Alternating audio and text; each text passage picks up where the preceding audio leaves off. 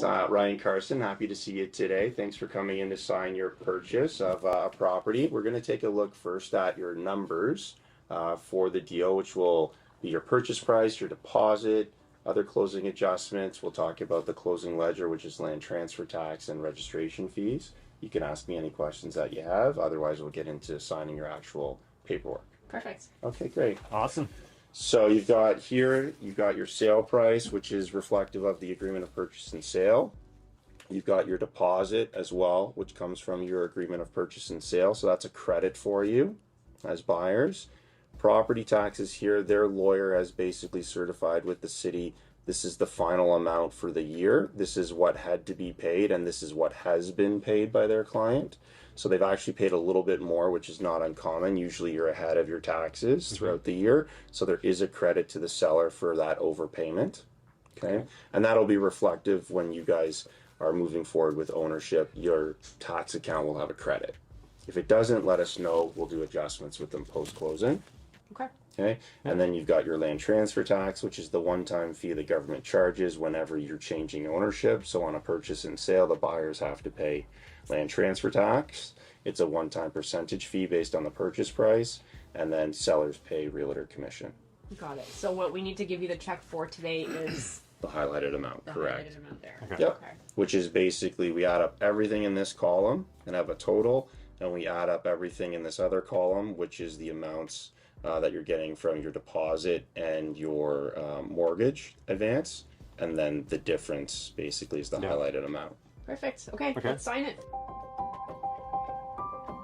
Hi, Ryan. Hi. My first question today for you is, if I'm leaving a property in my will for my children, what other costs should I consider that I need to let them know about that they perhaps might need to visit a real estate lawyer once they inherit that property? Sure. So great question. When you're leaving your real estate properties in your will, the first important thing to do is make sure you actually have it clearly noted and set out in a will. So a lot of people, maybe they're not familiar with what a will is, or they don't get around to doing it. But if you're a real estate investor and you're doing several properties or many properties, especially if you have them owned in corporations, very important to have wills set up, because your lawyer, if they are experienced in doing wills, one of the first things they'd probably recommend is have a primary will, which will be for your personal assets and your personal inheritance for children and so forth. But then for your business assets that are all corporately owned in corporations, those would all be laid out in a corporate will.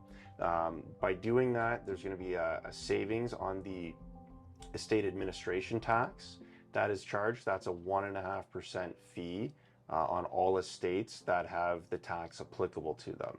So our job as estate lawyers is to make sure we reduce or minimize or get rid of that altogether if we possibly can, that 1.5% tax. One way for us to reduce or minimize it with real estate investors specifically is wherever possible, if things are incorporated, put all the corporate assets into a corporate will, or some people call it a secondary will. So that's definitely one thing to be aware of when you're planning your estate in conjunction with your real estate portfolio and your real estate venture. You want to make sure that you've got a will and possibly the primary and corporate wills set up as well. One thing they'd want to also do is just create an actual inventory list of all of the different assets you have in relation to any debts, key contact people such as lawyer, accountant, investment advisors, insurance representatives, any other managers that help you with your day-to-day or your global, investment portfolio, asset portfolio.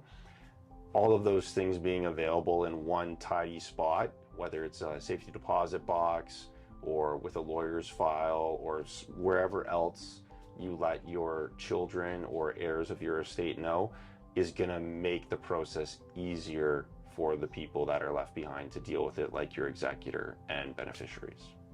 Awesome. Great advice. Thank you so much.